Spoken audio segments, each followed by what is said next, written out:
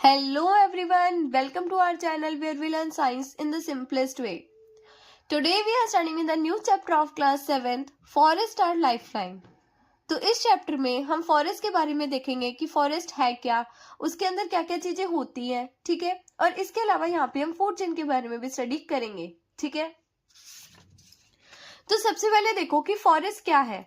Forest ना एक large area of land है, मतलब ये एक लैंड का बहुत बड़ा एरिया है जहां पे सारे के सारे प्लांट्स एनिमल्स रहते हैं, ठीक है। तो देखो forest is a large area of land consisting various plants animals and micro organism. Micro organism क्या होते हैं? ये वो छोटे छोटे ऑर्गेनिजम्स होते हैं जिनको हम अपनी नेक्ड आई से नहीं देख सकते, ठीक है। और जो फॉरेस्ट होता है ना, वो हमारी अर्थ का 1/3 पार्ट कवर करके रखता है, ठीक है। फॉरेस्ट हमारी अर्थ का 1/3 पार्ट कवर करके रखता है, मतलब जैसे ये अर्थ है तो अर्थ का 1/3 पार्ट जो होगा ना वो हमारा फॉरेस्ट से कवर होगा, ठीक है। अब जैसा कि हमने देखा था कि हमारे फॉरेस्ट में क्या क्या चीजें होती है, प्लांट्स एंड एनिमल्स। तो सबसे पहले देखते हैं कि प्लांट्स किन किन टाइप्स के होते हैं फॉरेस्ट में, ठीक है। तो सबसे पहला होता है हमारे पास ट्रीज। ट्रीज जो होते हैं वो बहुत बड़े बड़े होते हैं, लंबे होते हैं और उनकी जो स्टेम होती है ना वो सिंगल होती है। दूसरा हमारे पास होता है श्रब्स। श्रब्स क्या होते हैं? श्रब्स ना ट्री से छोटे होते हैं, मतलब जैसे ये ट्री हो गया तो इससे छोटे क्या होंगे? श्रब्स होंगे, ठीक है। और इनकी जो स्टेम होती है वो मल्टीपल होती है, जैसे इसमें सिंगल स्टेम थी तो इसमें मल्टीपल स्टेम होगी, ठीक है। उसके बाद आता है हर्ब्स। हर्ब्स जो होता है वो small plant with soft stem, मतलब ये छोटे छोटे प्लांट्स होते हैं जिनकी जो स्टेम होती है वो काफी ज्यादा सॉफ्ट होती है, ठीक है। उसके बाद आते हैं क्रीपर्स। क्रीपर्स ना वो प्लांट्स होते हैं जो ग्राउंड पे क्या कर जाते हैं? फैल जाते हैं, ठीक है। एंड देन आता है क्लाइंबर्स। क्लाइंबर्स वो प्लांट्स होते हैं जो क्लाइंब करते हैं, जैसे बेल होती है ना, बेल वो क्लाइंब करती है, वैसे क्लाइंबर्स, ठीक है। और उसके बाद आते हैं ग्रासेस। ग्रासेस तो आपने देखी होगी, ठीक है। अब सबसे पहले यहाँ पे हम देखेंगे फॉरेस्ट का स्ट्रक्चर। फॉरेस्ट का स्ट्रक्चर कैसे होता है? तो फॉरेस्ट के स्ट्रक्चर को ना 3 पार्ट्स में डिवाइड करा गया है, एक कैनोपी लेयर, एक अंडरस्टोरी लेयर, एक फॉरेस्ट फ्लोर। मतलब फॉरेस्ट की 3 लेयर्स होती हैं, ठीक है, जिसमें से फर्स्ट लेयर को बोला गया है कैनोपी लेयर। क्या बोला गया है? कैनोपी लेयर, ठीक है। नेक्स्ट लेयर को बोला गया अंडरस्टोरी लेयर, ठीक है।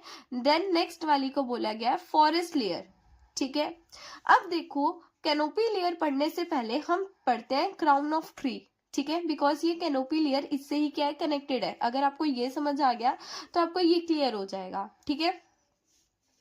तो देखो प्लांट का मतलब कोई भी ट्री का ऊपर वाला पार्ट, मतलब जहां पे सारी की सारी ब्रांचेस वाला पार्ट, जहां पे सारे के सारे पत्ते स्टेम वगैरह होते हैं, वो वाला पार्ट, उस वाले पार्ट को हम क्या बोलते हैं? ट्री का क्राउन पार्ट बोलते हैं, ठीक है। जैसे branchy part of tree above the stem is also known as canopy crown of tree, ठीक है। मतलब वो ब्रांची पार्ट ट्री का, उसको हम क्या बोलेंगे? क्राउन बोलेंगे, ठीक है, क्राउन ऑफ ट्री बोलेंगे, ठीक है। उसके बाद अब हम देखते हैं canopy layer. Canopy layer first layer है किसकी? फॉरेस्ट की, ठीक है। तो ये अपर मोस्ट ब्रांचेस होती हैं और लीव्स होती हैं लंबे लंबे ट्रीज की, जो किसकी तरह दिखती है? एक छत जैसे दिखती है। मतलब कैनोपी लेयर में क्या होता है? बहुत बड़े बड़े पेड़ जो होते हैं, मतलब उनका जो ये क्राउन वाला पार्ट होता है ना, वो पार्ट क्या कर जाता है? आपस में ओवरलैप कर जाता है। जैसे आप यहाँ पे देख रहे हो 2 पेड़ है, दोनों पेड़ के जो ब्रांचेस वाला पार्ट है वो क्या कर गया? ओवरलैप कर गया एक दूसरे से। और ये किसकी तरह एक्ट कर रहा है? ये एक रूफ की तरह, एक छत की तरह एक्ट कर रहा है, ठीक है, जो छोटे छोटे पेड़ों को ढक दे रहा है, ठीक है। तो कैनोपी लेयर क्या है? कैनोपी लेयर वही लेयर है जिसमें क्या होता है? बहुत सारे लंबे लंबे प्लांट्स जो होते हैं उनकी जो ब्रांचेस वाला पार्ट होता है, क्राउन पार्ट होता है, वो क्या करता है? ओवरलैप कर जाता है, मतलब एक साथ मिल जाते हैं, जिसकी वजह से वो किसकी तरह एक्ट करते हैं? रूफ की तरह एक्ट करते हैं, एक छत की तरह एक्ट करते हैं, और वो छोटे छोटे पेड़ों को ढक देते हैं, ठीक है। Uppermost branches and leaves of the tall tree look like a roof. It is called canopy. उसी को हम क्या बोलते हैं? कैनोपी बोलते हैं, ठीक है। इस लेयर में क्या होता है? जो ब्रांचेस होती हैं और जो लीव्स होती हैं वो क्या कर जाती है? ओवरलैप कर जाती है और वो एक अम्ब्रेला फॉर्म कर लेती हैं। देखो लिखा हुआ है forming an umbrella over smaller tree. वो छोटे छोटे पेड़ों पर क्या कर लेती है? एक अम्ब्रेला फॉर्म कर लेती है, ठीक है। नेक्स्ट आता है very little amount of sunlight penetrate through it. अब देखो जैसे यहाँ पे ये क्या कर गए, ओवरलैप कर गए, ठीक है। तो यहाँ से जो सनलाइट आती है ना वो बहुत कम आती है, मतलब यहाँ से जो सनलाइट आएगी ना, छोटे छोटे पेड़ों को जो सनलाइट मिलेगी वो बहुत कम मिलेगी, ठीक है। Birds, bats, monkeys etcetera live there. यहाँ पे सारे के सारे जो बर्ड्स होते हैं, बैट्स होते हैं, मंकीज होते हैं, वो सारे के सारे यहाँ पे कैनोपी वाली लेयर में रहते हैं, ठीक है। नेक्स्ट देखो अंडर स्टोरी लेयर। अब देखो अंडर स्टोरी लेयर से आपको क्या समझ में आता है, अंडर स्टोरी लेयर क्या होती है, अंडर स्टोरी से क्या समझ में आता है, मतलब जैसे हमारे बिल्डिंग होती है जिसमें पहला ग्राउंड फ्लोर होता है, फर्स्ट फ्लोर होता है, सेकंड होता है, देन थर्ड फ्लोर होता है, ठीक है। तो इसको हम क्या बोलते हैं कि ये क्या है, अंडर स्टोरी है, ठीक है।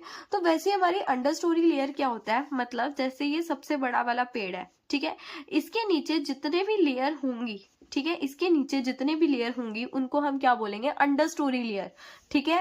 Trees and crowns of different types and sizes. अब देखो जो फॉरेस्ट होता है, फॉरेस्ट में तो काफी सारे टाइप्स के, साइजेस के होते हैं ना पेड़, है ना। These had created different horizontal layer. तो ये ना काफी सारी डिफरेंट हॉरिजॉन्टल लेयर बना लेती है और इसी लेयर को हम क्या बोलते हैं, अंडर स्टोरी लेयर बोलते हैं। जैसे मैंने आपको बताया बहुत बड़े बड़े ट्रीज के जो नीचे, जैसे ये छोटा सा ट्री है, ठीक है, ट्रीज के बाद जो आते हैं, है ना, स्मॉलर ट्रीज, ठीक है। तो यहाँ पे क्या कर लेते हैं, ये क्या कर लेते हैं, एक लेयर फॉर्म कर लेते हैं, ठीक है, जिन लेयर को हम क्या बोलते हैं, अंडर स्टोरी लेयर बोलते हैं, ठीक है।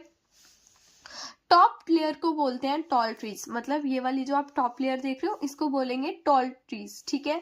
मिडल लेयर देख रहे हो, मिडल लेयर में क्या आते हैं, हमारे श्रब्स वगैरह आते हैं। लोएस्ट लेयर में क्या आते हैं, हमारे हर्ब्स वगैरह आते हैं, ठीक है। जैसे ये मिडल लेयर होगी, ये सबसे लोएस्ट लेयर होगी, ठीक है। अब हम देखते हैं फॉरेस्ट की सबसे इनर मोस्ट लेयर के बारे में। फॉरेस्ट की इनर मोस्ट लेयर कौन सी है, फॉरेस्ट की इनर मोस्ट लेयर है फॉरेस्ट फ्लोर, ठीक है। ये जो लेयर होती है ये डार्क रहती है। डार्क किसकी वजह से रहती है, कैनोपी की वजह से रहती है, ठीक है। मतलब जो ट्रीज होते हैं, वो ट्रीज का जो ब्रांचेस वाला पार्ट होता है वो क्या कर जाता है, ओवरलैप कर जाता है ना। ओवरलैप होने की वजह से वहां पे जो सनलाइट आती है वो काफी ज्यादा क्या आती है, कम आती है ना। तो इसकी वजह से एक एरिया काफी ज्यादा डार्क रहता है, डैम्प रहता है, वार्म रहता है। वार्म किसकी वजह से, डिकम्पोजिशन की वजह से। डिकम्पोजिशन का मतलब क्या होता है, जब कोई भी डेड प्लांट और एनिमल इस फ्लोर पे गिर जाता है तो जो माइक्रो ऑर्गेनिज्म होते हैं ना वो उनको क्या कर देते हैं, छोटे छोटे टुकड़ों में डिकम्पोज करना शुरू कर देते हैं, ठीक है। तो उसी प्रोसेस को हम डिकम्पोजिशन बोलते हैं, ठीक है। अब ये जो एरिया होता है, ये जो लेयर होती है वो dead and decaying leaves, fruit, twig, small herb से घिरी हुई होती है, ठीक है। मतलब जैसे देखो कोई भी पत्ता खराब हो गया, मुरझा गया, गल गया, ठीक है, तो वो कहाँ पे गिरेगा, वो फॉरेस्ट के फ्लोर पे ही तो गिरेगा, है ना। Receive very little amount of sunlight. Sunlight जो होती है वो यहाँ पे बहुत ज्यादा कम आती है, क्यों आती है, कैनोपी की वजह से, ठीक है। Inter relationship of plant, soil and decomposers. इसका मतलब है कि जो सारे के सारे जो प्लांट, सॉइल, डिकम्पोजर्स है ना, इन सबका आपस में क्या है, इंटर कनेक्शन है, ठीक है। अब उसमें अब सबसे पहले हम देखते हैं फूड चेन क्या होती है। देखो फूड चेन का मतलब होता है कि इसमें हम ना देखेंगे कि नेचर में कौन सा एनिमल किसको खा रहा है, ठीक है। A series of animal eating other animal starting with plant to survive, ठीक है। अब जैसे कि हमने पढ़ा था न्यूट्रिशन इन प्लांट्स में कि जो एनिमल्स होते हैं वो क्या होते हैं, हेटेरोट्रॉफ होते हैं, मतलब जो अपना खाना खुद नहीं बना पाते। ये क्या होते हैं, ये हेटेरोट्रॉफ्स होते हैं जो अपना खाना खुद नहीं बना पाते। तो ये अपना खाना किससे कंज्यूम करेंगे, तो ये अपना खाना जो है वो प्लांट्स को खाएंगे। ये जो अपना न्यूट्रिशन है ना वो किससे लेंगे, वो प्लांट्स को खा के लेते हैं, ठीक है। मतलब एनिमल्स क्या करेंगे, एनिमल्स प्लांट्स को खाएंगे, ठीक है। फिर जो एनिमल प्लांट को खा रहा है उस एनिमल को कोई और एनिमल खाएगा, ऐसे होगा, ठीक है। और प्लांट्स क्या होते हैं, प्लांट्स जो होते हैं वो तो ऑटोट्रॉफ्स होते हैं, मतलब वो अपना खाना खुद प्रोड्यूस करते हैं, है ना, फोटोसिंथेसिस के प्रोसेस से, ठीक है। अब जो प्लांट्स होते हैं वो अपना खाना खुद प्रोड्यूस करते हैं और वो हमारे लिए भी खाना प्रोड्यूस कर रहे हैं, इसीलिए हम उनको बोलते हैं प्रोड्यूसर्स, ठीक है। अब जो प्रोड्यूसर को जो खा रहा है वो क्या होता है, हर्बीवोर, जो क्या खाते हैं, सिर्फ प्लांट्स खाते हैं। फिर हर्बीवोर को कौन खाता है, कार्निवोर खाते हैं, ठीक है। जैसे कि एग्जाम्पल है, जैसे जो ग्रास है वो किसको ग्रास जो है, ग्रास को कौन खा रहा है? इंसेक्ट खा रहा है। इंसेक्ट को कौन खा रहा है? फ्रॉग खा रहा है। फ्रॉग को स्नेक खा रहा है, और स्नेक को कौन खा रहा है? ईगल खा रही है। अब जैसे हमने यहाँ से किसी भी एक एनिमल को फूड चेन में से निकाल दिया, अब जैसे मान लो मैंने यहाँ पे फ्रॉग को निकाल दिया फूड चेन में से, ठीक है, तो इंसेक्ट तो किसको खा रहा है? ग्रास को खा के अपना न्यूट्रिशन ले रहा है, ठीक है, लेकिन जो स्नेक है वो इंसेक्ट को थोड़ी खाएगा, अब उसको तो अपना न्यूट्रिशन फ्रॉग से लेना था। अब अगर फ्रॉग जो होगा वही फूड चेन में से निकल गया तो स्नेक किसको खाएगा? स्नेक भी भूखा मर जाएगा। अब अगर स्नेक भूखा मर गया तो ईगल भी भूखी मर जाएगी। मतलब अगर फूड चेन में से कोई एक एनिमल को भी निकाल दो तो फूड चेन क्या हो जाती है? डिस्टर्ब हो जाती है, ठीक है। और इस फूड चेन में ना एनर्जी का भी क्या होता है? ट्रांसपोर्टेशन होता है, ठीक है। एनर्जी का ट्रांसपोर्टेशन कैसे होता है? जैसे जो ग्रास में जो एनर्जी है वो किस में ट्रांसफर होगी? इंसेक्ट में ट्रांसफर होगी, ठीक है। इंसेक्ट में जो एनर्जी है वो किस में ट्रांसफर होगी? फ्रॉग में ट्रांसफर होगी। फ्रॉग की एनर्जी स्नेक में, स्नेक की एनर्जी ईगल में, ठीक है। इसका एक और एग्जाम्पल है, ग्रास जो होगी, ग्रास को कौन खाएगा? रैबिट खाएगा। रैबिट को कौन खाएगा? फॉक्स खाएगा, ठीक है, ऐसे। अब हम बढ़ते हैं डिकम्पोजर्स के बारे में। हमने डिकम्पोजिशन, मैंने आपको बताया था डिकम्पोजिशन का प्रोसेस, जहाँ पे जो माइक्रो ऑर्गेनिज्म होते हैं वो क्या करते हैं, किसी भी डेड एंड डिकेइंग एनिमल या प्लांट को क्या करते हैं? छोटे छोटे टुकड़ों में कन्वर्ट कर देते हैं, मतलब उसको तोड़ देते हैं और उसको डिकम्पोज कर देते हैं, है ना।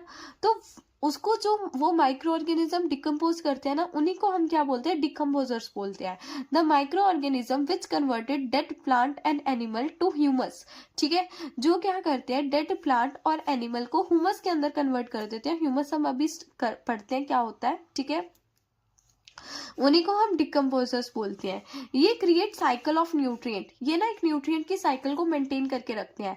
जैसे कि अब मान लो प्लांट्स, ठीक है, प्लांट्स अगर मर गए, ठीक है, तो वो कहाँ जाएंगे? सॉइल में जाएंगे, मतलब जमीन पे गिर जाएंगे, ठीक है, उसका क्या बन जाएगा? ऑर्गेनिक मैटर बन जाएगा, ठीक है। उसको कौन कंज्यूम करेगा? डिकम्पोजर्स। डिकम्पोजर क्या करेंगे? उससे क्या लेंगे? न्यूट्रिएंट्स लेंगे, ठीक है, और वो न्यूट्रिएंट्स कहाँ देंगे? उसको सॉइल में देंगे। फिर सॉइल से क्या होगा? एक नया प्लांट बन जाएगा। ऐसे के ऐसे हमारे जो उसमें रहता है ना, हमारे प्लांट्स में क्या रहता है? मेंटेन रहता है, किसका? न्यूट्रिएंट्स मेंटेन रहते हैं। There is no waste in the forest, forest में ना कोई भी चीज वेस्ट नहीं होती है। देखो हर चीज का क्या हो रहा है? यूज हो रहा है। अगर कोई प्लांट डेड हो रहा है, अगर कोई एनिमल वहां पे डेड हो रहा है, तो उसका भी क्या हो रहा है? यूज हो रहा है। कैसे? उसको डिकम्पोजर्स क्या कर दे रहे हैं? डिकम्पोज कर दे रहे हैं, ठीक है, डिकम्पोज कर दे रहे हैं, और उसको एक ऑर्गेनिक मैटर में क्या कर रहे हैं? कन्वर्ट कर रहे हैं। ह्यूमस, ह्यूमस जो होता है ना, ये काफी ज्यादा न्यूट्रिशन वाला सब्सटेंस होता है, ठीक है। अभी देखते हैं ह्यूमस क्या होता है। ह्यूमस ना एक डार्क कलर का सब्सटेंस होता है, ठीक है, जो कैसे बनाया जाता है? Made from decomposition of dead plant and animal, जो डेड प्लांट और एनिमल की डिकम्पोजिशन से बनाया जाता है, ठीक है।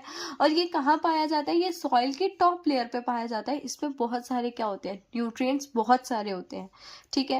ह्यूमस जो होता है ना, वो सॉइल को फर्टाइल बनाता है। फर्टाइल का मतलब जहाँ पे हम, जो मिट्टी उपजाऊ होती है, ठीक है, जो मिट्टी क्या होती है? उपजाऊ होती है, तो ये सॉइल को और ज्यादा उपजाऊ बनाता है, मतलब ये सॉइल को बहुत ज्यादा फर्टाइल बनाता है, जिसकी वजह से क्या होगा? हम वहां पे और प्लांट्स को उगा सकते हैं, ठीक है। अब देखो why forest are called green lungs.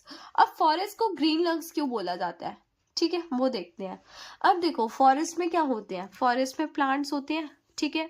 Plants क्या करते हैं? फोटोसिंथेसिस का प्रोसेस करते हैं। जैसे हमने न्यूट्रिशन इन प्लांट्स में पढ़ा था कि प्लांट्स क्या करते हैं? फोटोसिंथेसिस का प्रोसेस करते हैं, और वो बाय प्रोडक्ट में ऑक्सीजन को रिलीज करते हैं, ठीक है। तो प्लांट्स क्या करेंगे? ऑक्सीजन को रिलीज करेंगे, और वो किसको देंगे? वो एनिमल्स को देंगे। अब यहाँ पे ना आप एनिमल्स सिर्फ और सिर्फ वो डॉग वगैरह को ही मत समझना, मतलब वो लॉयन टाइगर को ही मत समझना। एनिमल्स में सब इंक्लूड है, ह्यूमंस भी इंक्लूडेड है, ठीक है।